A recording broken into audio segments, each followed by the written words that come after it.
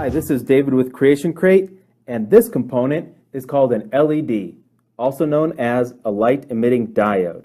So this is a diode that emits light when it's activated. So when a suitable voltage is applied to the leads, electrons are able to recombine with the electron holes within the device, releasing energy in the form of photons. So this effect is called electroluminescence. An LED has two leads. One is the anode and one is the cathode. The anode here is usually going to be the longer and the cathode is the shorter of the leads. So this longer lead is where your positive current goes to, and this shorter lead is where the negative current goes to. If you try to run the current backwards in an LED, it will not light up. And if you run too much current through this LED, it will blow up.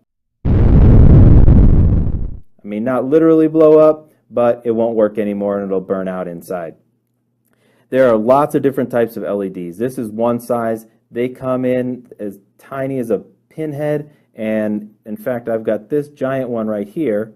These ones are single color LEDs. This one actually has three colors inside of it. It's a RGB LED, also known as red, green, blue LED.